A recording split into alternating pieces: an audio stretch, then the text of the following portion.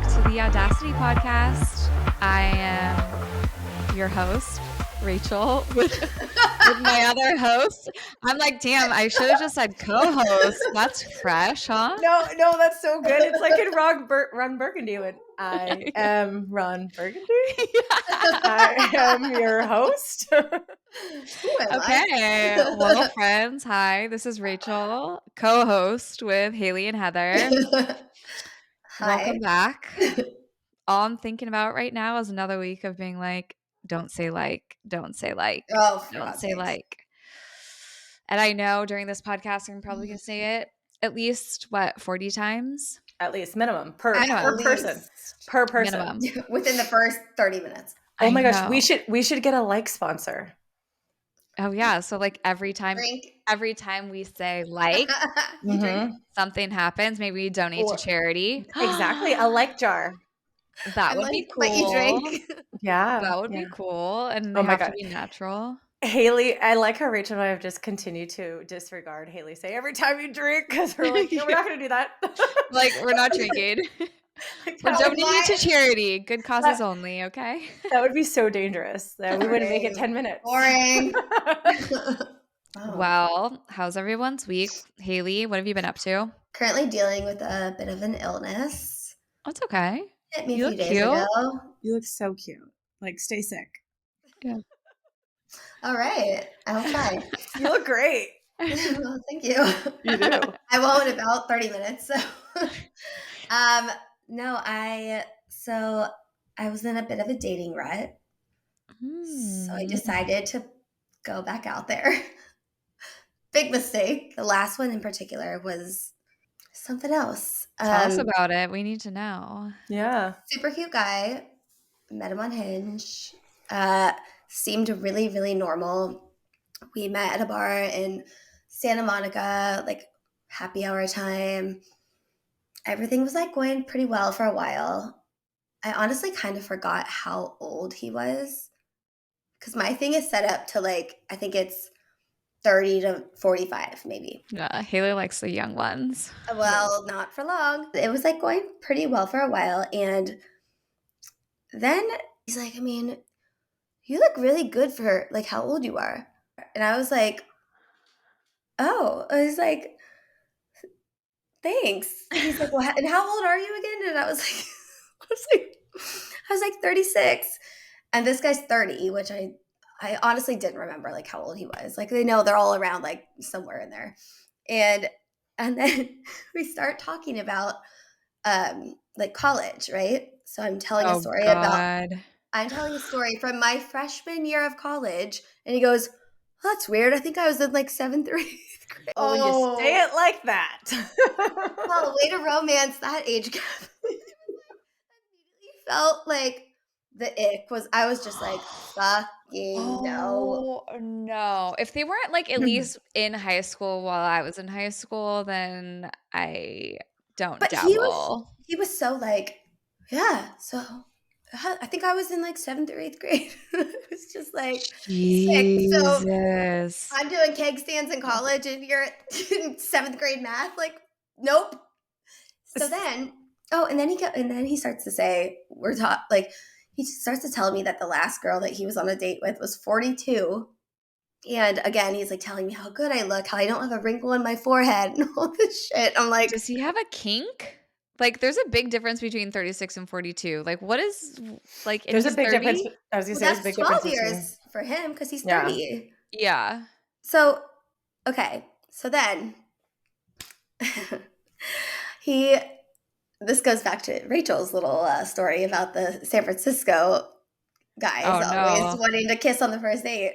So, mind you, we're sitting at the bar next to each other. He like grabs my hand, which at first was like, this was like before the old comments, but I was like, oh, that's like nice. He's like, this whatever. Just before the old comments. She was like, this is why I still thought he was charming. Oh, okay. Sorry. Perfect. You guys, but then, oh my God.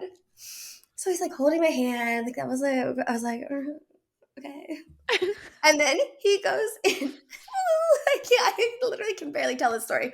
He leans in to kiss me, and it was like a slow-mo, like, like I was like talking mid-sentence and he's slowly like leaning in. And I was like, what the fuck? I was like, so then I was like, well, no, I don't know what else to do. So I just kissed him. And I have never, and I mean ever, been with a guy who's allowed kiss lips back in the He's a pecker. Ew. No, but a loud pecker at that. It was humiliating. I was like, oh my God. I was like, we're in public. I was like, first of all, I don't do this shit in public to begin with, let alone let's announce it to the whole bar. Like, it was so embarrassing. You're really giving new meaning to the term humiliating pecker. It gets worse. Oh my God. It gets worse? Oh, no, trust me. That's already like my nightmare, but okay. Wow. Oh, it gets worse. So then he like tries to like grab my hand again and puts it down by his leg and then moves it over to the inner thigh. And I was like, oh, hell the fuck no. Like, you can just imagine what I could feel on my little forearm. No. Oh, yeah. Yes. And then afterwards, like, it's like, you should just always recognize a red flag from the beginning. If somebody tells you that they have a tendency to get too drunk on a first date, like, I thought I was bad, but like, my Lord, I don't act like that. But yeah, he was like, could I just like crash at your house? And I was just like, no.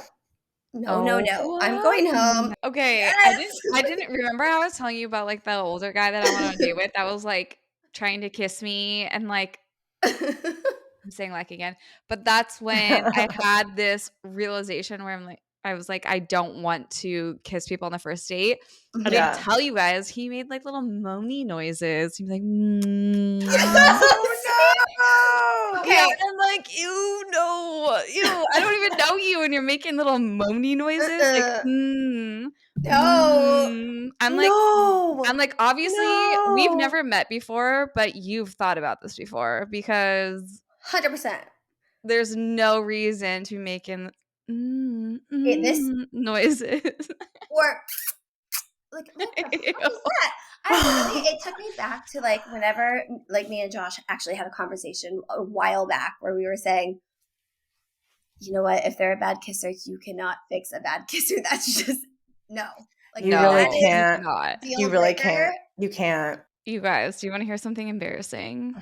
Always. I was like, okay, you know, I'm taking this whole dating thing way too seriously. I'm like, you know, just like I need some casual guys. So I'm on Bumble and I like this guy, and then it matches me like after that, and I don't have notifications on, so I don't see it.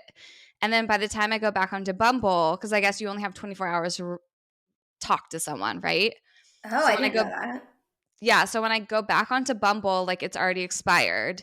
And they're like, well, for $11.99, you can rematch. So I'd pay the $11.99. And so I'm like, okay, cool. So now I can talk to him. So like now I can like reach out, whatever. So the first thing I write this guy is, I just paid $11.99 to talk to you. And I go to write the second line of something funny to follow up with, and I can't. No double texts. Right? So all I hit him with was, I just paid $11.99 to talk to you, which was the opening to my joke, right? The opening to like my self-deprecating, like, hey, like cutesy, like little thing. And I'm like, okay, well, fuck. If like, fuck, I can't even like make a joke about this. He's like, all right, cheap ass. He's like, what? Big spender. Big spender. So I go back today and I'm like, I'm just going to see. And he's unmatched me. And I was like, this makes sense. This checks out. This is probably the dorkiest thing that's ever happened to me for my entire life. Cool. Wait, could you pay $11.99 again to send me just to like second line? An extra $11.99 to be like, hey, just to like send a follow-up note here. That wasn't the intent. The joke wasn't over. I didn't realize that I only had one line to shoot my shot after paying $11.99. Like, You would think after spending money, you would have like at least a couple lines to shoot your shot. It was like one and done. You got to shoot your shot immediately or you're done. Oh my gosh. Okay. That's really good. That's good. They got you. They got me. They got me. And you know what? I was like, tail between my legs. I was like, you know what? I think I'm good with internet dating for the week. And I'm just like, and this is a guy I'm like, oh, I'm not even serious. I'm not even that serious about it. Like, this is a joke. This is funny. Like, maybe we'll make out. No, not even close. Joke's on you. Joke's on me. They need some fine print. Yeah, they do. Fine print that. There needs to be rules of engagement, okay? Yeah. Who has paid what tier? Because I wasn't even like the top tier of paying. Fucking, I need to go buy Bumble stock because if they're getting people like that, like I got. That's more than a damn book on Audible. One line. $11.99. It's like the characters, right? Yeah, it's like wow. Yeah. I got. Wow. How about you, Heather? How are things? I hope better than that. No, actually, they're not. But for different reasons and stories for other times. But we're here. We're good. Yeah. I'm ready for 2025. But it's only January. So it has not been a very dry January for me. It's been quite wet, but that's okay. That's okay. I'm calling it like a damp January. Yeah, mine hasn't been very damp. It was the first 2 weeks. I was like really good, and it's just been like, but that's okay. Other than that, we're good. Liv turns 7 tomorrow. Oh, that's so which exciting. Is I know my little Liv. She got so big. She did. Oh my gosh! Speaking of big, this is like, and then we'll move on. I noticed Barrett the other day. I was like, damn, kid, you look tall. And I typically I'll measure them periodically, but I always measure them on their birthday. And like, I have it on the laundry room door and like whatever.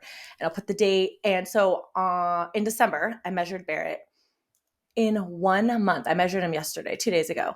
He grew over an inch since since December, just over a month. Since December 11th. Yes. He grew since over his birthday, he's grew an inch. Literally in like 40 days. So he must be as tall as you now. No, he's 5'1", but I mean at like close. That's I was like, I wonder what that feels like. So by the end of the year, he's probably going to be as tall as you, if not taller. I mean, that 5 inches is a lot in 1 year, but he just grew an inch in 40 days. I know. I was like, that's anything crazy. Can happen. I was like, this is like, are your knees okay? Like, do you feel okay? Like, and then of course, I have to like spin it, and I was like, see, you've been getting extra rest. Like, you grow and you sleep. Yeah. Like I could see his like little wheels turning. Like, if I turn my Oculus off earlier, like he's like one of those little green pets. What are those called? Chia pets. Sure. That's Barrett. Yeah. And this is why Haley has no kids. Didn't you recently kill a moss ball? Oh, that was sad. Yeah. Oh, moss Haley had like this ball of moss that she kept in like a little water jar. Her name was Kate Moss. Oh, you named it. And she had different outfits. Yes. Oh she had my a little God. beanie. She had a cowboy hat. And then I put her too close to the sun, and next thing I know, gone. Oh my God. They didn't tell me that. But like even succulents can't survive here. In your house? And around me. Oh my gosh. In your house versus like what in LA? Like, I'm really doing wonders. Capital of California. I'm like, who wouldn't want to date me? I was like, where all of the Arizona nurseries actually like grow their plants in California, Southern California. I love that for you, Haley. Okay, did you guys see the Oscar nominations and how Barbie was kind of left out? So I guess Margot Robbie and Greta Gerwig, I think is how you say her last name. She's the director. They were both not adequately nominated. I think Margot for Best Actress. Yes, Margot for Best Actress, and then Greta for Best Director. And I guess it was quite the snub. There are a lot of memes and tweets and commentary by people being like, of course, Ryan Gosling, who played Ken in the movie, got the nomination for Best Actor, but Margot Robbie, who played Barbie, did not get a nomination. Yeah, they're like, this is literally the movie. Exactly. This is what the movie is about. Yeah, I did see a few comments and was kind of thinking about it myself, like, just because movies break records and they have box office weekends doesn't always mean that the quality or the caliber of the acting or the directing is on par and worthy of an Oscar nom. However, I personally think I'm just biased to Margot Robbie because I think she's like perfection. But like, I do actually think that the movie was good enough I think like the director, it's a worthy nom.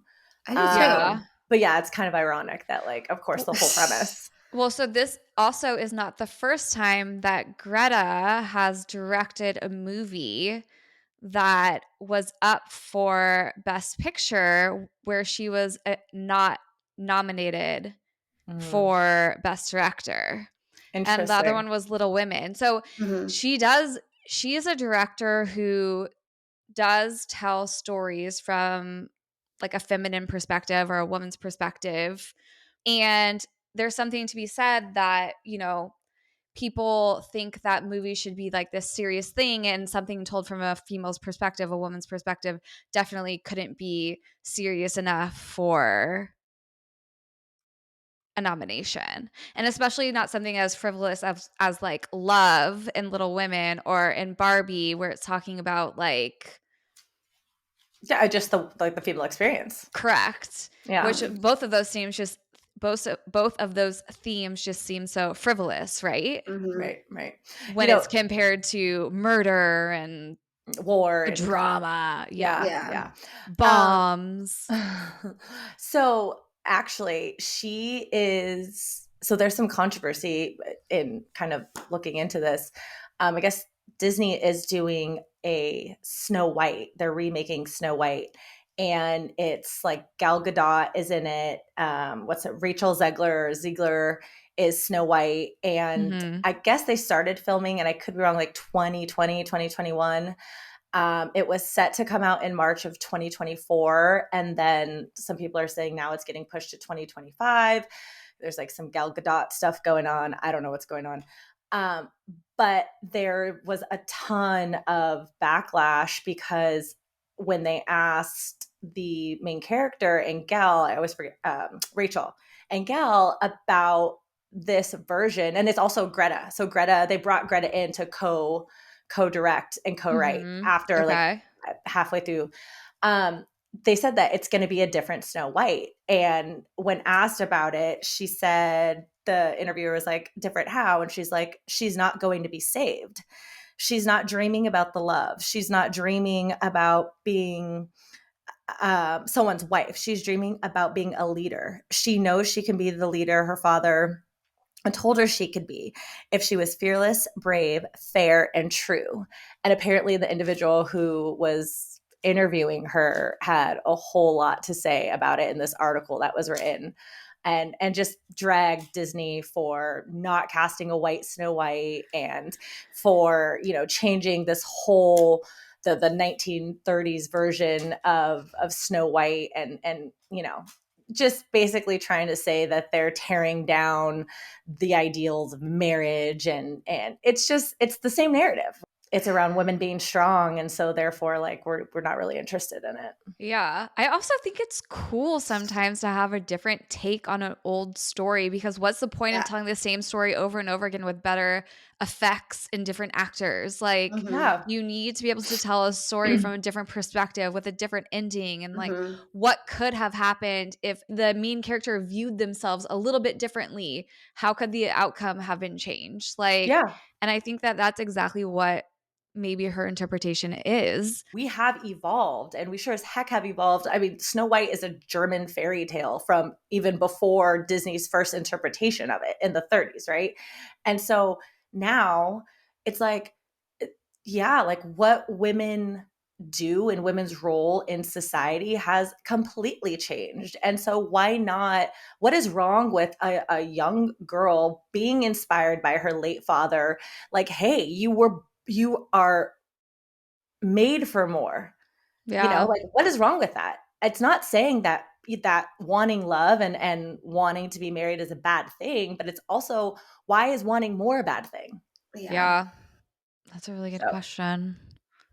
But I also think you can't really blame like that movie for, making marriage not look like a glorious thing when that's society's already done that. Like, yeah, I mean, everybody. look at the divorce rates. Yeah. I mean, if anything, the movie is just tracking like Yeah. pop culture. It's like, tapping into like Yeah. what's kind of already happening. I have recently become really fascinated by the trad wife phenomena, which is women who want to live what they're calling, quote, a traditional lifestyle.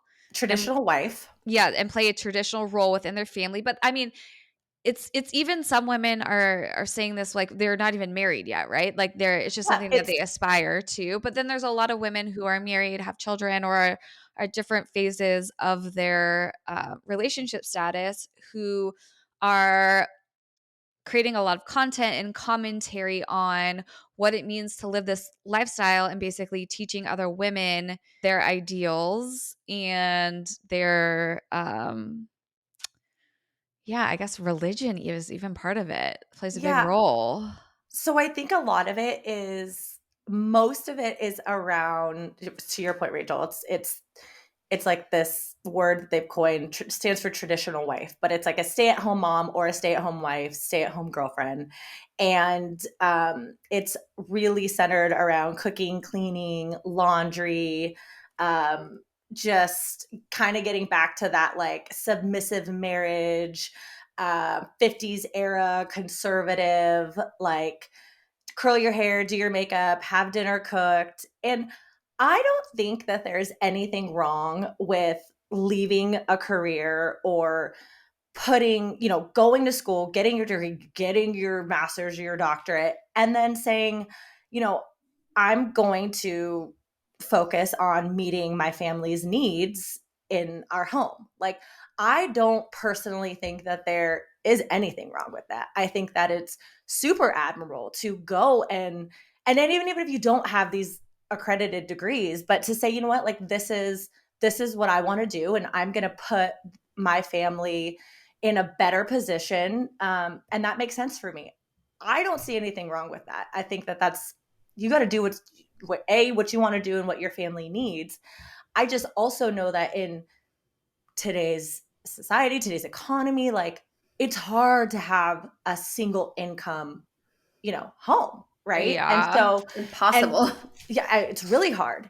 But like this narrative that is a bad thing, I think people love jumping on, right? Like they love, like, oh, feminists don't want you to meet your family's needs, or somehow people have kind of, they love just like making it about being anti-family and Yeah. anti-women who stay home, and that is also like, I don't know, I think it's kind of like garbage, Yeah. I think a lot of the stuff I have seen is women saying, and these are like the trad wife creators. Obviously, like I don't know any people who would self-proclaim as like a trad wife today in my inner circle, I don't think. But I see a lot of them saying, women these days are willing to put pretty much anything in front of their family, and it's admirable to like make all these concessions and to bend over backwards and do all these other things for everything else in your life, career, whatever it is. But if you are seen to put your family first, that's seen in a negative light. I didn't ask my friend for permission to like tell her story, so I'm going to talk limitedly on this, but I do have a friend who I mean, we're in our mid 30s, so she just had her first kid at I think around 35. And she was making the tough call of like whether or not she was going to go back to work. after having her first child, and her husband, weighed a lot of the pros and the cons, and she ultimately decided to go back to work, and she decided like that was going to be what was going to meet, her family's immediate goals and like what they were trying to do. And something that she said to me that was like really resounding was, when you have a child at 35, you're giving up a whole career that is completely different than if you had a child at 25 or at 22. Like, she's like, I've been working towards something for so long, and to just throw that away or to put that on hold. And like, when my salary is equal to my husband's salary, like that's so much money. And she's like, we would be making major sacrifices to our lifestyle that I'm just like not ready to do. And I don't think that being realistic like that is selfish in any way. And like, her daughter goes to childcare currently, and, they've figured out their way, and she's happy and thriving. And I think that making decisions about what's right for your family, and ultimately that money, where's that money going? It's like that money is ultimately going to be reinvested in your child's life and their quality of life, and ultimately what they're able to do in their later years, right? Like, when it comes to them going to college or, playing on sports teams or whatever, like that money isn't just like, she's like going on vacations or like eating and drinking it away, or like, you know what I mean? It's like, Yeah. I think that whatever your choice is, I think we all as humans could do a little bit better to just kind of respect each other's place, or respect each other to make the decisions that are correct for ourselves, right? And I think like that is at the root of what feminism is like respecting women to make their own choices, period. Absolutely. Yeah. One thing that was like really jarring to me though was it said trad wives, the new trend for submissive women. And then there was a bunch of, the age-old Ephesians, I don't even know the exact verse, but about like a wife must submit to her husband. And of course, no mention of the first part of the verse where it's like your husband's job is to love you into submission. When it comes to, I think, the definition of a traditional wife and a traditional marriage and all this stuff, there are a lot of requirements for what it means to be the wife, but no one's talking about what it means to be the husband supporting this whole operation. Because if you want a traditional wife and you want kids and you want to do this whole thing, like, who's providing for all this? Who's making all this happen? Yeah, like I don't know where you live, but if you live where I live, you better be making at least $200K if you want a family, based on the quality of this content. I mean, the chicks her hair's done, her nails are done. Like that costs money to keep up. And if she's at home with a roast in the oven, because I'll tell you how much a prime roast costs. It's not $12.99. You're talking like, even at freaking Fry's, you're talking about $75 roast, like prime roast in the oven, home, and kicking her oven door closed with her cute little heel and her little cardigan buttoned up and her big old titties and her cinched waist and her forehead pulled back. Like, girl looks good, like straight out of the 50s, looking good, nails. And I'm like, that's not cheap to upkeep. Yeah. The other really interesting thing was that when this agency, and I forget the agency name, but they were looking at the analytics of some of these trad wives, and most of the viewers and the people who are engaging with this content are men. And it's not women. And so it's almost this like fetish, like they're saying that in this particular art. So see that. Yeah. 100%. It's not women like, oh, I want to see what this woman, I want to get this woman's recipe and like see how she curls her hair. They were talking about how the numbers, like literally who is watching this. It's this whole demographic of like the male loneliness epidemic is what they called it. Like for men under the age of 45, there are a ton of men who are like childless, lonely, like resorting to it's like a known thing. And it like fits the demographic of who is watching this. So basically they want like their mother, or like it's like that kind of like yearning. Whoa, that was an angle there, but yeah. Kind of. I mean, yeah, they're like they're yearning for their mother to come home. Well, I think and fuck them. Well, I think what it is, it's yearning to be taken care of, right? Yeah. It's yearning to be taken care of. Who takes care of them growing up? Wait, okay, before we get too far away from this, I saw this comment on Reddit. And the comment says, I remember seeing somewhere someone comparing the blogs of trad wife women and then like the trad or alpha males in general style and aesthetic and how telling it was. The women's overall aesthetic was softly colored pictures of fields and flowers, while the men's was basically porn. That's exactly. Women, yeah. That's yeah, of course. I mean, and they're like longing for like this soft life to be taken care of. And I mean, it's just, I mean, the whole thing is like a fucking fantasy, isn't it? Yes, 100%. And it's just like a fantasy. And it's like, and that's okay. Like that's to me not even a problem. I'm okay with, listen, I've done it all. I've worked full time. I've supported myself as someone who was single. I got married. I was still working. I had a child. And still working, and then I stopped. And I would never call myself a trad wife, but let me just tell you, I don't ever think in my 12 years of marriage I really ever said no. Okay, I cooked, I cleaned, like the whole Cardi B song. Yeah, like I did all the things. She doesn't cook or clean. Yeah, that's what I said. I did all the things. Like, you know, like that was me. I don't cook or clean. Yeah. Okay. So I get it, and that's okay. Like for me personally.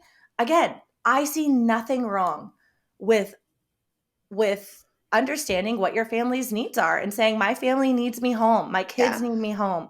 And if I am, my God, fortunate enough to be in that position, if my, you know, husband or my partner, my family, whoever is helping us financially can afford me that opportunity, then that's amazing. Kudos. I don't see that. I'd never knock that. But again, it's this, for me, the issue is where it becomes, it's like this fetish from these, dare I say, men who want that, but can't provide for that lifestyle. Yeah. You go and you can provide for that, then cool. Go find your little trad wife. But don't, to your point, Rachel,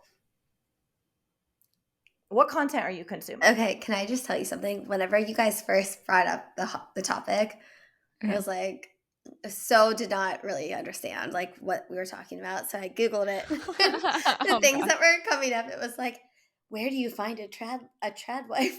Oh God. It was just like the dumbest stuff, but I was just like, where can we find one though? Because I kind of want one. Christian, I'm right. I'm like, where can I find my trad wife? Are you gonna say Christian Mingle? Christian Mingle. But honestly, no, maybe not even that, because I feel like, should I get on Christian Mingle? Because sometimes I'm like, I could be a trad wife. Listen, right. I'm like, this sounds pretty okay. Are you kidding? Like Rachel would be already. She would be like, all right, how do we make a business out of this? Wait, I already know. We know who's consuming the content. Hold on. Me? Hold on. We know who's consuming the content, right? Like this is actually perfect. It's males, it's guys. Yeah. It's like the Christian version of OnlyFans, like, right? Like, right. So like, yeah, actually, so it's guys watching like this PG porn. Absolutely. Like, oh boy. Yeah, actually, this is a good idea. Findyourtradwife.com. Listen, my shirt, I think I look it up. Is it a veil? Oh my God. Patent. My trademark. I feel like my shirt is trad wife approved. I just need I need the roast and the you know. Yeah. And that's the other funny thing is that none of these women, as much as it's supposed, and this is a very general, general term, because some are not at all suggestive. I don't think the word submissive is always a negative thing.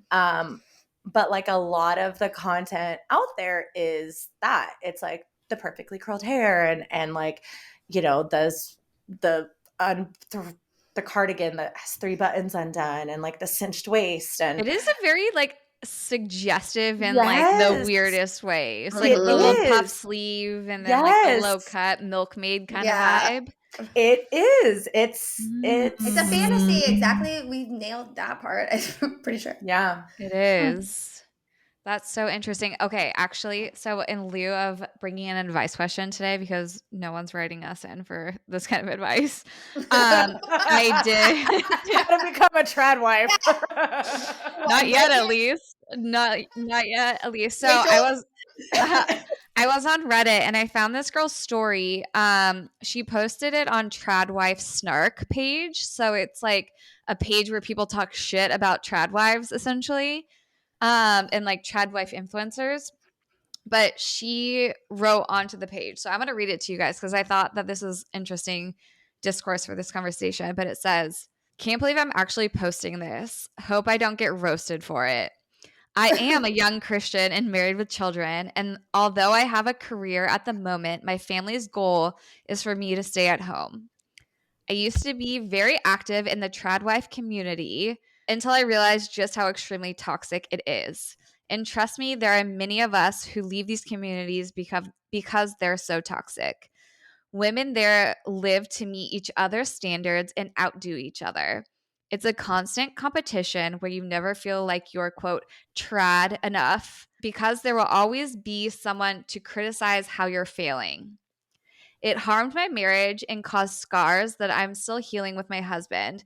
It destroyed my self-esteem and made me abandon my entire personality and what made me for a few years where I was just desperately trying to fit in with them. That is, until I said screw it and decided to focus on what's best for my family, for myself, and what God actually wants from me. And I couldn't be happier. Ways in which it harmed my relationship with my husband. She says, feeling like he wasn't good enough because I have to work and we can't live off his income. So I think what she's saying is subscribing to this trad wife community, right, as a woman, hurt her relationship because she was viewing her husband not already as enough as he is, but she was saying, oh, you should just be able to do this on your own. You shouldn't need me to have to work to provide the financial income for the family. And she was saying that the community of women are so judgmental against one another. Well, and it's absolutely, and I could totally see that. Yeah. It's literally, it's keeping up with the Joneses, right? Mm-hmm.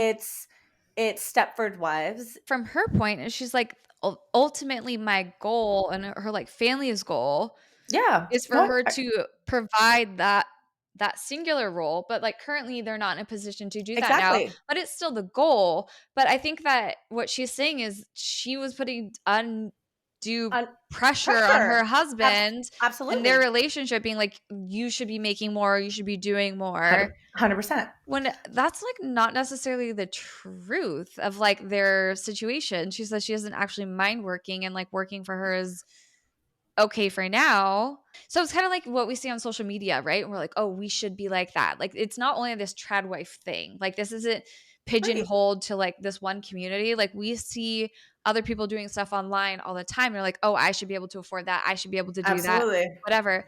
And that is very damaging to the psyche. It's very damaging to relationships. And so I think that it's the same thing here.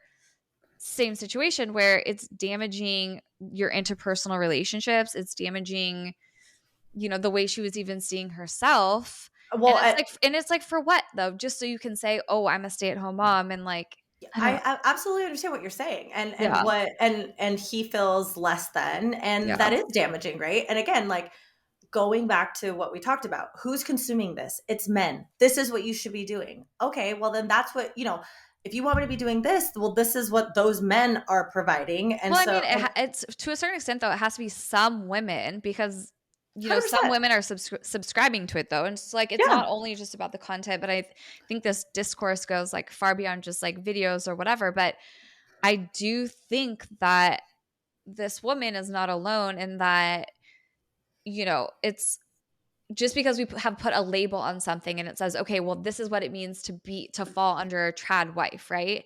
Mm-hmm. Like these are all the boxes we need to check. Like, is there a healthy balance between the two? What do you think, Haley? I just also think, like, going back to what I said from the beginning about like this kind of going back to your parents. So, like, do you think that a lot of guys have this in their mind when, like, by the time you are old enough to really understand like that life that your parents have, where you might have that life growing up, your parents are probably, your dad's at least established enough in a career where he can take care of the family and the mom can be a stay-at-home mom.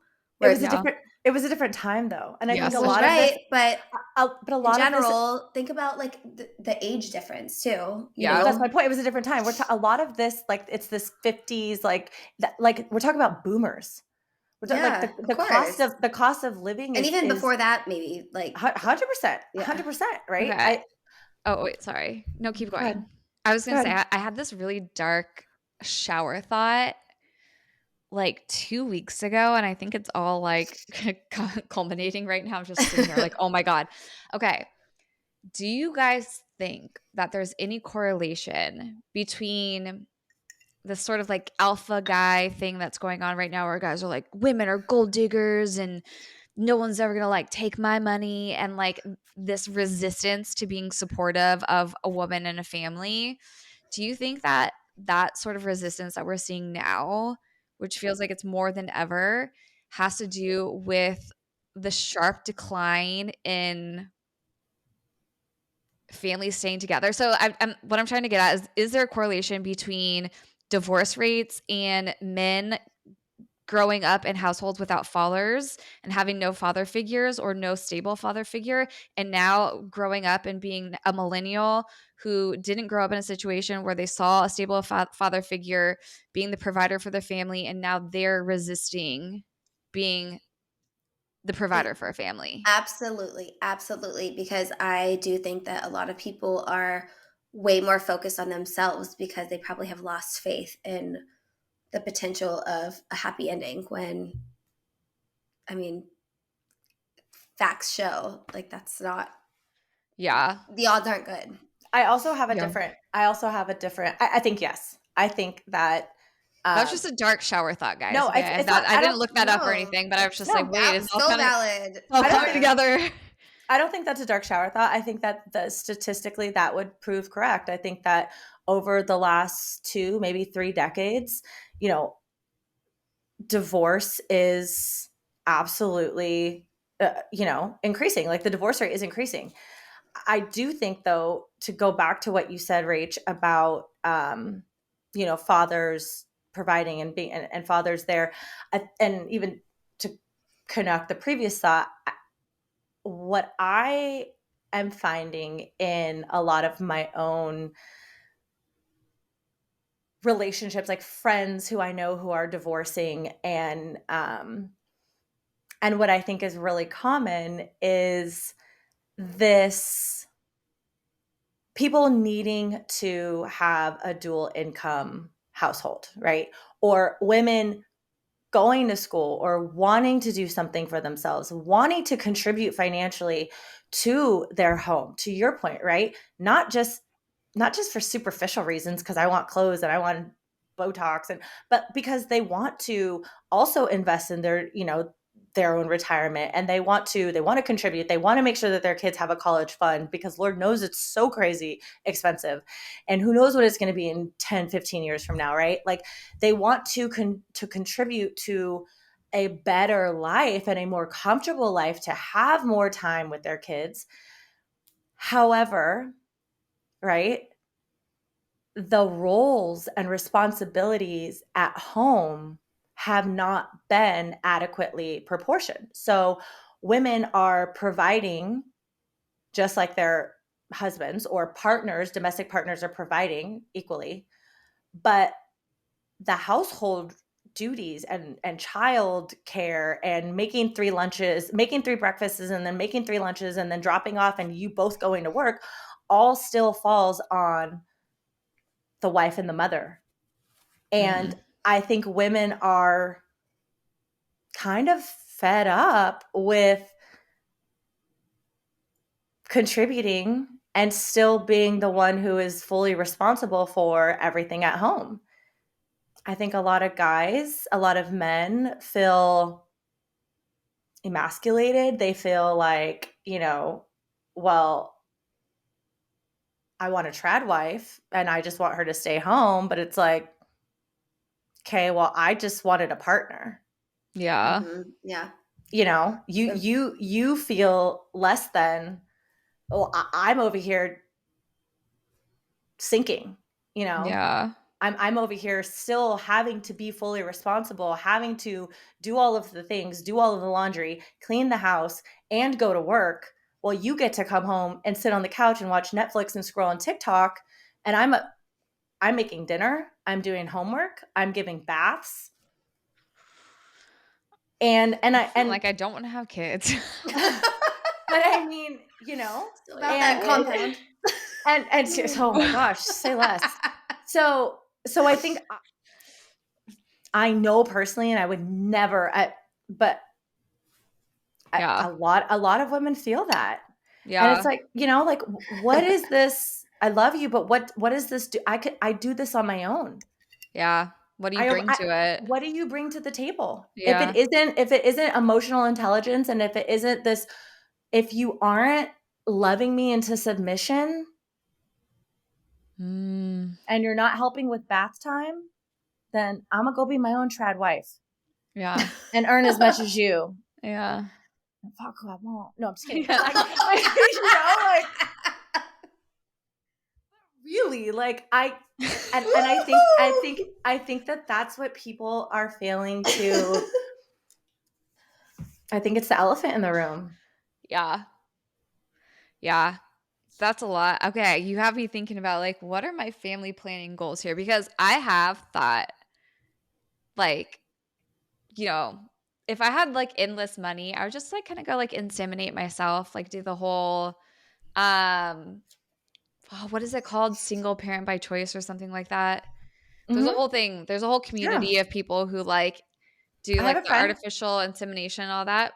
Yeah, I have a friend who did it. Maybe that just sounds cute for me, but that is such a.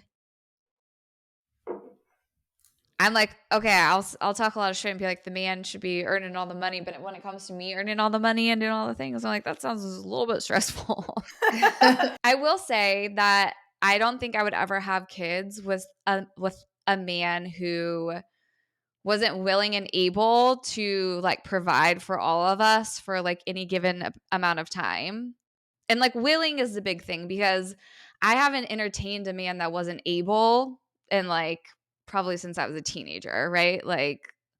We all know my affinity for power, and guys who are psychotic leaders, right? They're all able, they can make it happen, right? But willing, of course. And so I don't even think I would consider going down this path at the age that I am, knowing all the things I know and seeing all my friends going through, their whole lives of having kids. Well, and here's the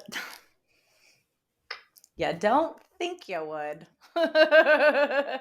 And then you have no, I'm just saying, and then you have a few kids and shit gets real, and and it's, listen, everything sounds great, and you think you see, oh, that I want kids and I'm gonna be so, and then someone's got to wake up at 6:00 and get them an hour and a half away to soccer, and all of a sudden that person doesn't really feel like they want to do that, and then it's on you. I'll never knock someone who's doing everything that they can do. Yeah. But when you just don't want to, right? And I think that it's, well, just easy. To bring it back to me here, I'm not attracted to people who put in low effort. So I don't think I would ever, find myself in a situation where intercourse was on the table with a low effort person. I don't even know what I like anymore. I just know. Haley. Whoa. She doesn't like loud. She doesn't like loud peckers. That's for sure. Whoa. Honestly, I'm not even joking. Me sometimes the guys Haley sends me, I'm huh. Okay. Okay, the last one was cute. You would have been cute. normal. Cute. What is cute gonna do for you? Okay, I'd give more information, but I just don't want to. Okay, so there was another guy that Haley went out with like last week. I can't tell the story. I have to save this one, but no. But let me just tell you, when she initially sent me what this man looks like, I was like, I was like, his tattoos are just like horrible. They like he has like a whole hand like filled in black, and I'm like, she can roast him because he. I was like, what was so bad underneath that tattoo that you had to fill in your whole fucking hand, my guy? Like, I'm like, were you in prison? Swastika. Yeah, honestly, I'm like, honestly, I was like, what was under there that you got to black out your whole entire hand? Okay, yeah, that's questionable. Yeah. And then he looked like a weirdo. And Haley kept on talking to him, and I was like, "You do you, girl." For like a week, and then, at best. I was longer. You guys, longer. But let. It was longer. I was in town. Were you? No. Yeah. She might be right. Yeah. It wasn't every day. But like, didn't. Okay, actually. Well, my point being is you had many opportunities to be like, maybe this isn't him. Wait, so after I went on that bad date, though, can I just tell? We're really getting off, but I'll just be quick. Yeah. After that bad date, though, I got home and I immediately texted like one of the guys that I actually did have a good date with, who totally failed the 3-day rule, and the 3-day rule, and we totally had a full conversation. He's like, I didn't know that there was a rule. Oh, you brought it up. A whole conversation, but it was just really funny. I was like, I love that. Bring him back. So listen. Yeah. Haley? Yes. Before you commit to date, send them to me. Okay. Whoa. She's going to basically nix them all. She's going to like, no. No, that's not true. I will say this. Pickens. Listen, it's bad trust out there. Me. I paid $11.99 to maybe have one hookup, okay, and it fucking backfired. So that's the funniest fucking thing I've ever heard. I paid $11.99 for this. Goes to send the next line. Nope. Can't even get a double text. Access denied. No, personality matters to me.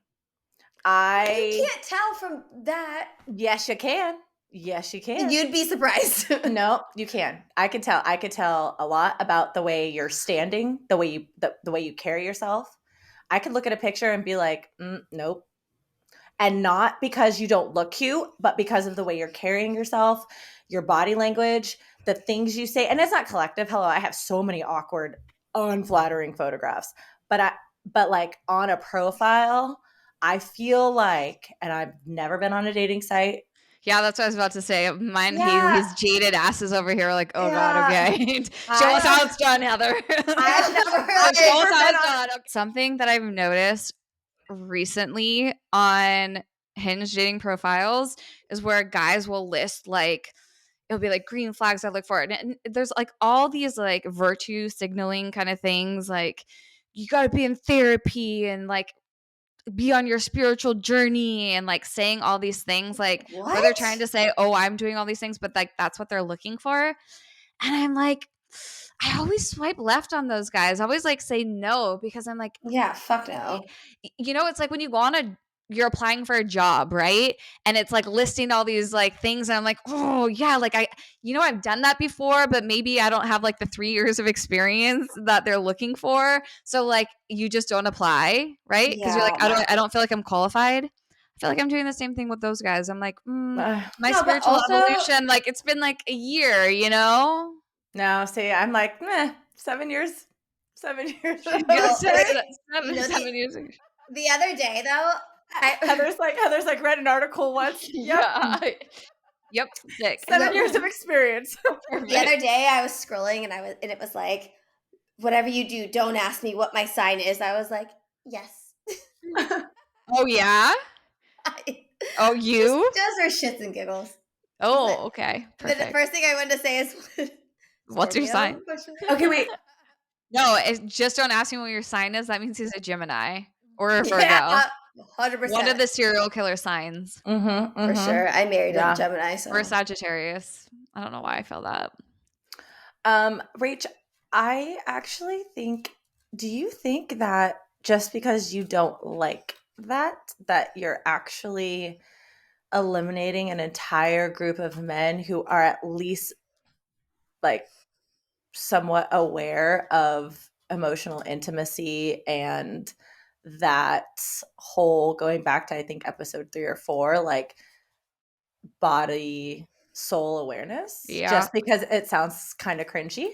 Yeah, probably, but I'm more attracted to humor, and same, me too. I'd rather they 100%, keep it like 100%. high level and like something cute and funny and like maybe like a little sexy, and then like when we're together, yes, then we can like crack into that stuff. Like if you're being like that straight off the bat, I don't even want to know what you're like in person. You're probably insufferable. Yes. It's like, how's your spiritual journey? It's like, oh, Jesus Christ, I just met you. Like 100%. I figured you're gonna tell me all about yours, so you might as well just get going. Like, because this is the thing. Like what festival? Yeah, what festival were you at? Burning Man was one. Yeah, exactly. Not even Burning Man, but like, I was in Costa Rica doing exactly. Tulum. Like I can just tell these guys are chomping at the bit to tell me all about their cold plunging in the morning or something, and it's like, that's so beautiful. Diplo cold plunges at 7 a.m. So how many days a week? Okay, so a lot actually, according to his stories. Okay, well, here's the thing, and I am like completely on Rachel's side with this. Where I wouldn't pass on that. Okay, should we call him? Dating apps are so goofy. It's like you feel stupid you like want that person to kind of like be funny with you and kind of break the ice rather than like. I get it 100%. You know, be like, I'm trying to be so serious. Yeah, I get it. It's we can go on and on about this. I know. I'm like, maybe we need like a whole dating episode, but I'm not gonna lie, like people who are just so dry and like straightforward, and it's like basically a resume on your dating app. It's like, I don't know if I necessarily want to know you in real life.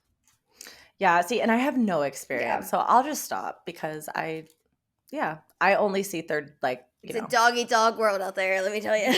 You guys only send me when there's something like absolutely worth laughing at. Oh, like it's their main picture is like them taking a whippet. It's like also not swiping right on that, my guy. Like not anymore.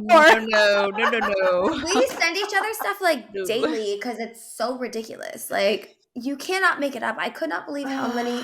I'm not even lying. Earlier today, I was looking at I had like a Hinge notification that came up, so I like looked at it. And I was like, who the fuck are these guys? Like, who the fuck are these guys? Because I'm walking around San Francisco all day, every day. Cute guys everywhere. None on the dating apps. I almost want to start. Well, most of them are with their girlfriends at Whole Foods anyway, so I can't be like, hey, like, how are things? Like, how's that? Here's my number. Yeah. Brussels sprouts tonight. Those look yummy. Like I can't fucking play that card. Because then their girlfriend will pop out from behind the tomatoes and be like, who's that, honey? I'm like, well, fuck. Hi, miss. Hello. Listen, just because there's a goalie doesn't mean you can't score. We've learned that lesson. So more on that another time. But whoa. Yeah. I've never heard that in my whole. Okay, well, I don't play that game. And you shouldn't. I don't try to either. I only play defense. I don't play offense on that team. Rachel's like a linebacker. You want her on your team? Fuck. Yeah. The Taurus runs deep in me. Yeah. So I see all these cute guys walking around. Maybe some of them are single. I don't see that many ugly guys walking around yet. They're all on the apps. They're all on my phone. Hold on. They're all on my phone. They all have direct access. Direct. And you're paying extra for like a medium ugly guy. I paid $12. I'm never going to $12 back. Dude, okay, wait, hold on. Let's think about this for a second. Truly. I'm serious. Okay. Okay. This is like outsider perspective, right? Okay. I'm okay.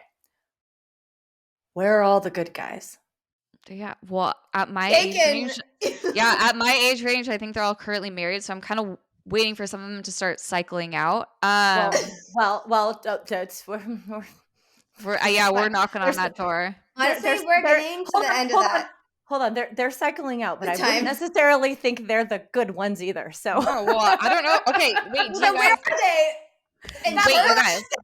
Like, that's what I'm saying. Okay, well, so hold on. Okay, here, wait, hold on. If I put aspiring trad wife on my profile, do you think I will get hotter guys liking me? Absolutely not. Should I do this? Should I do this experiment? I would say yes. Oh my God. I think I'm surprised. Hold on. Stop. New segment. The Audacity new segment. Fucking social experiment number 1. Yeah, social experiment. Social Trad experiment. wife.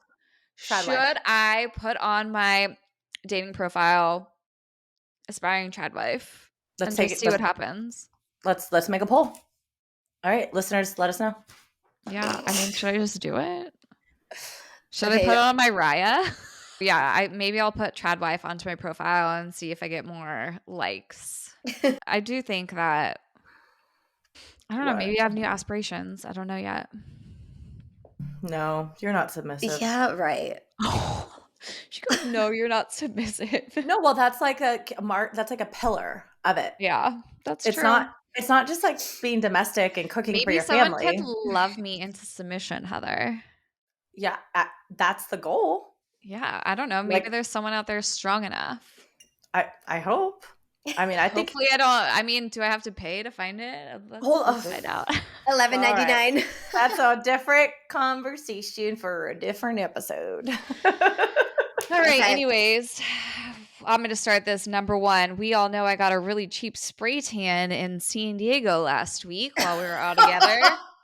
And that thing, okay, listeners, it was like I got a $40 spray tan in one of those booths. I would do anything for you to post the photo. Please put it up somewhere. I looked absolutely ridiculous. But 5 days after, that thing was wearing off, and especially around my hands, I looked like I had smoker fingers, where it's like dark in between your fingers. So that brought me to a product that I actually really love, and I use probably, I don't know, once a month, really, like when I want to exfoliate. But when I have an issue like this, I hit it, and it's so good.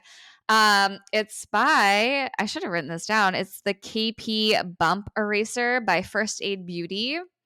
If you're in the need of a exfoliator, this is so good. It leaves your skin honestly so soft, and I don't know, if you're like me, like I'm kind of like a little bit of an allergic itchy girl. Like I like the feeling of being like scraped and scratched, and the exfoliant in it is kind of like a sand or something. I don't know. It's really aggressive. No, it's sand. Like it's really like fine, and it feels so good. And if you're watching on video, you can tell that I no longer have orange fingers. So 10 out of 10, it works. Number 2. So last Saturday, I went out, and I, first of all, let me just tell a real quick story. I lived my Hills fantasy, partying with Frankie Delgado. Oh gosh. At Hyde. I come home from that night, and my drunk stupidity, I come home, I make like a Trader Joe's salad, have a whole Trader Joe's buffet. Haley calls me the next morning. She's like, I made myself a buffet. She's like, okay. It's like the most random shit to put together. Anyways, and then lo and behold, I go through my bedroom drawers and I somehow find this Barefoot Dreams matching pajama set that I've had for years. I don't ever wear matching pajamas. The Lux Milk jersey piped pajama set by Barefoot Dreams is like silk. I forgot how good these are. I have not stopped wearing them since. Do yourself a favor. And you should wear them the next episode. Model them. Oh, she's wearing the pants. She's wearing the pants. Got the pants on right now. It's perfect. At least, hey, she's honest. I love it. Okay, so mine is not actually a product, but it's tried and true. I think you both would agree. We recently did a photo shoot in San Diego, and we're lucky enough, Rachel did a great job, and found a photographer. Her name is Briley Pizzolanti. That Yeah? sounds about right. Yeah. Yeah. Pizzolanti Okay. sounds right. Yeah. Pizzolanti. Yeah, Briley. Yeah. I don't know. I'm biased. I like the pictures. She did such a great job. She was so nice. She was on time. She was prepared. Her edits were great. She turned the photos really, really fast, gave us a ton of edits. I think overall we had so much fun. She was honest if something didn't work, and also kind of made everyone feel really, really comfortable. Yeah, I was gonna say, considering none of us are models, she made us all feel very comfortable in front of the camera. Yeah, she was awesome. Yeah. So I definitely I would say everyone should go and do that. Yeah. Yeah, if she was a photographer. Yeah. In the San Diego area. She was amazing. So she's one of mine. 5 stars. Is actually wild and uncomfortable because also my next is a person and also a photographer. Oh, wait, just so really random. Yeah. Nadia Lee Cohen is next on our top 8. I'm obsessed with her. Okay. Yeah. I don't know what it is. It's like the Instagram algorithm, was not showing me her stuff for so long. But then I think I was just on my phone a lot over Christmas and the holidays, and she was posting a lot while she was home. And her content is just, I don't know. So it's been showing, I think I interacted, whatever. So it's showing me all the time now. And she is a fucking vision. And I love seeing the world from her perspective. I know she shoots a lot of bigger campaigns and works with Skims a lot and whatever. That's interesting. But her other work and just the behind the scenes of her daily life that she posts, I don't know. I love the way she sees the world. And she's super hot. So yeah, she's a babe. She's such a babe. But she was, I remember when Kim nabbed her, when she was still not very mainstream, but she's so amazing. Yeah. She's so amazing. Okay, my next one is Alive Water.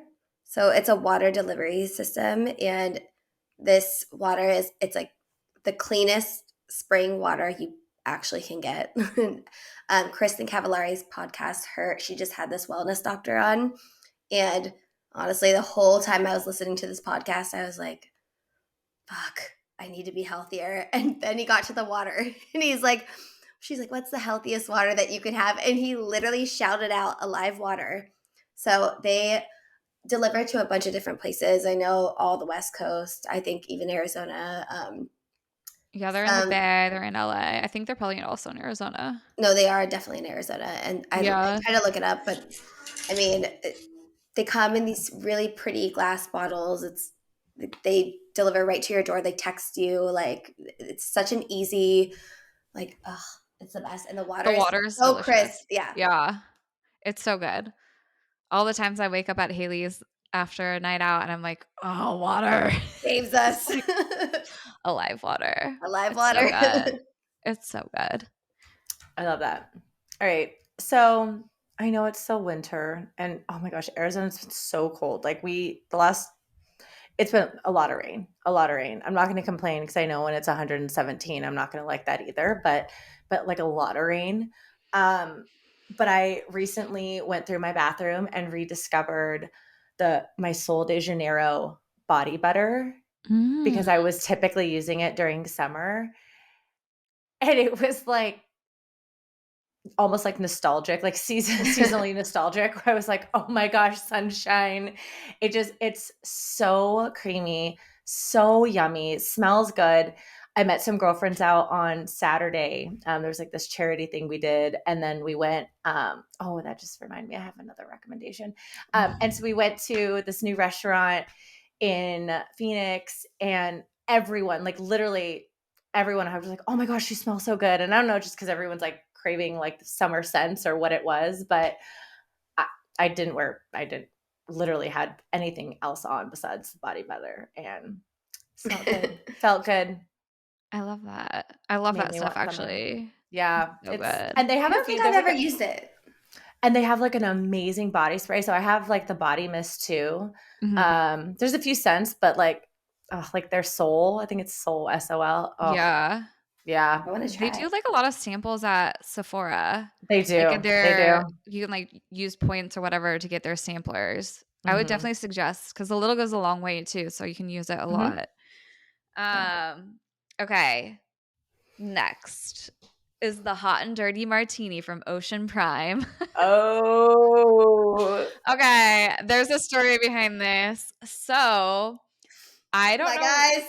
I guess I'm just so bored that I decided on TikTok this year to drink Esquire's 50 best martinis. I love that. So yeah, it's been fun. I'm actually this Thursday going to go drink one from the Progress, but last week, this Monday, yeah, the video from, a couple days ago, Haley and I went to La Dolce Vita, which delicious martini is actually a Gibson with like black garlic oil on top. I don't know. It had like essence of vegetables in it. It was so good. Wow. So It was complex. it was really complex. It was really luxe. It was only $22, which I don't know. The first one I drank was $30, and I was like, "Fuck, are they all going to be $30?" Because this is when like you start at 30 times 50, I'm like, I'm not just having one plus the plate, right? Plus, then I would need a snack. Like, this is gonna be whatever. But no, at $22, I was like, okay, that one was actually way better. Had more complexity. It was more interesting. The presentation was cool. So, but afterwards, while we were walking home, we got lured into Ocean Prime. The little glow out the window. Who knows how we ended up there? And so they made us a honorable mention martini for I'm going to call it a martini of interest, which is one of their signature in-house martinis, which is they call it the hot and dirty martini, and it's made with olive oil, and he called them boutique olives that they brined. So it was the brine of boutique olives, and then they stuffed the olives with blue cheese and something spicy. No, it was like spicy cheddar or something. It's spicy blue cheese that they put inside these olives. It was good. It was hot. It was dirty, and there was olive oil. That's all I know. That's all I remember. And I think it was delicious. I don't know. When I watched back the video of me and Haley drinking it, we seemed pleased. So yes, you did. Top 8. I was like, you can very aggressively watch the downhill of the two of us. Oh yeah, it progresses quickly. Oh, it progresses. The last minute, there's one of the waiters is telling us a catfishing story that ends in the hand size up. us being impressed, let's just say that, by what we think might be down under. So wow. Sure sign of a good time. Okay. All right. I'll always love being impressed by what's down under. I love a nice Russian. Okay. We're Eastern European. Oh. Okay. I guarantee he's looking for a trad wife. Yeah. she's a what's that thing? That's a fad wife. A fad wife. Okay, what's number 8? Same thing. So I guess it's technically Phoenix, there is a new hotel. It is called the Global Ambassador. It is a box concept hotel. There's a ton of investors. I think like Devin Booker, Larry Fitzgerald, or like minority investors. They're just like a ton. Dierks Bentley. I don't know. A lot of big names. You guys, it is so adorable. It is everything that I feel like the area was missing. And this past weekend, they just opened their rooftop bar and restaurant called Thea. And the views are incredible. The food was amazing. The drinks were great. We left. Gosh, we walked downstairs to try and catch the end of the 49er game. So it must have been like 8 o'clock. I don't know. I don't know. I'd been there since 4, so I had a good time. But we walk downstairs. I've never seen a line like that to get into the hotel. Like there's multiple restaurants. There's the lobby bar. There's a line out the door just to get into the hotel to be able to go to a restaurant or a bar inside the hotel. I mean, it was like, it's the staff, just everything about it. So if you are in Arizona, damn it, why am I saying this? Don't go to the Global Ambassador. No, but no, it's awesome. You have to check it out. They have 3 restaurants, adorable little lobby, great pool. Yeah, it's kind of like my new favorite place. So I love it. You can find Heather there. To come. Yeah. Yeah. You can. There's a lot to find there. Huh, interesting. No, it's a lot of fun. Wow. It's a lot of fun. All right. Well, if you say so. I believe you. You should. I love it. Well, do we have the audacity of the week? If you really want me to read the one dude's message. Yeah, read it. Heather, maybe you know how, like, we don't know how to say his name. It's Ceadda. Ceadda. Ciada? Sada? Sita? I don't know. Phonetics? Yeah, I'm just like, you're probably just as bad as we are. Now that I think about it. I'm like over here I'm using ChatGPT for my 4th grader's homework. Like, what the fuck? Well, we're on Hooked on Phonics over here, so we don't know. Yeah. Anyway, so this guy matches with me on Hinge, likes my photo. I'm going to give you, there were literally 3 interactions before I get my ass handed to me on this fucking message. So Is he French? Is he French? I didn't get that far. I did not get that far. You'll see soon enough. I did not get that far. She didn't. Okay, so this guy likes my photo. And he goes, fuck talking on here. Shoot me your number. Which I understand because, like, you know, I don't really like using the app either. I was like, haha, I feel ya. Give him my number, right? He goes, you want a call or a text? And I said, texting is probably easier because my next week is a little crazy. Mind you, this is the week before we were all going to San Diego. Yeah. So that week, busy. I was working every single day before that, like busy as fuck. So busy. Like, you know, we're getting ready for a photo shoot. Okay. This is what this motherfucker has to say to me. Okay. Damn, wish you never said that. Major red flag for me. Busy or long periods of time before someone can make a little time to talk is like beyond lame in a short life. Word of advice from a stranger who cares.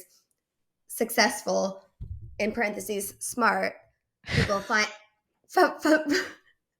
smart people find time always. Unsuccessful people, in parentheses, basic, find excuses and are almost always saying what you just did. I actually am writing extensively about it and have your exact response down in my notes as a warning. Not saying any of this to be mean, only in hopes it helps you improve your life. Like, that was the fucking audacity. Are you kidding me? Just because she was like, hey, I'm a little busy. Please don't call me. Text me because I'm probably not going to answer. Like, and you know what I said? This is what I said. I said, or maybe when I talk to someone, I like to give it my time and my full attention. Like, I'm waking up at the crack of dawn to go to the gym, go straight to work and deal with clients who suck the life out of me. A text from someone new is exciting and makes me smile. But sure, I'll keep that in mind. Thanks for the advice. I was at work and I literally opened it. I was like, oh my God. I was like, who just wrote me a novel? I was so taken aback. Yeah. That's a major ick, though. Much to be desired. Gosh. Yeah, you think? I'm going to send him to the website.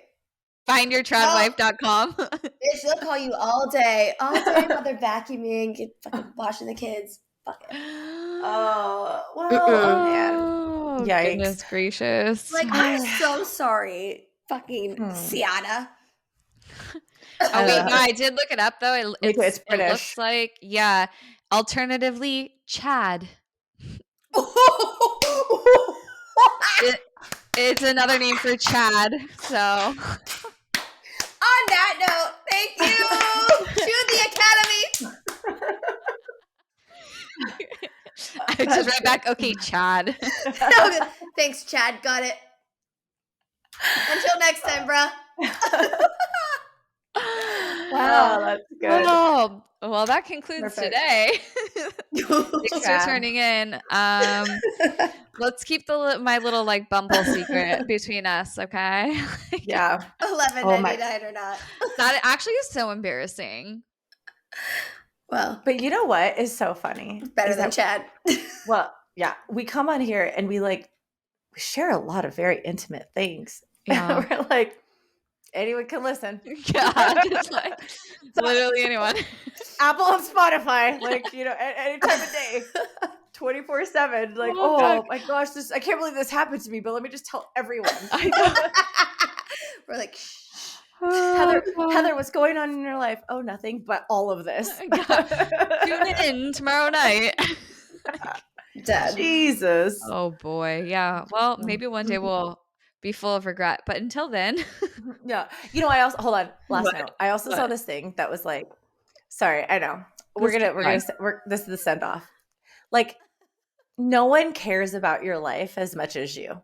You know what I mean? That's true. Truth. And I think that's also just really pertinent. Like, oh, what I post and what's in my stories. No one really fucking cares. Like, yeah, literally no one. Everyone's favorite topic is me. Everyone's favorite topic is themselves. And I think that there's I don't know. It's good to not take yourself so seriously. And if you can share human experiences and moments and things that are embarrassing and real, I don't know. I think it's refreshing for people. So I agree. And I do think everyone's favorite topic is themselves until it comes to gossiping. Those subliminal messages are messaging. All right. Well, thank you, everyone. Thanks for tuning in. We'll see you next week. Bye. Bye. Bye.